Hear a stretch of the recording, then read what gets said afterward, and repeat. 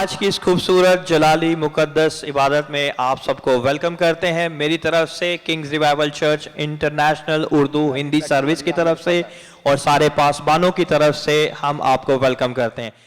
भाई का नाम इरफान अनवर है और इनका जो बेटा है वो 3.5 साल का हो गया था और वो बात नहीं करता था, वो बोल नहीं सकता था। फिर यह पास्टर साहब के पास आए कि पास्टर जी दुआ करें कि मेरा बेटा बोलना शुरू हो जाए, और खुदा का शुक्र है और सारा इज्जत और सारा जलाल यीशु के नाम को देने के लिए ये भाई यहाँ मौजूद है। इनका बेटा अब बोलना शुरू हो गया है। हालेलुया।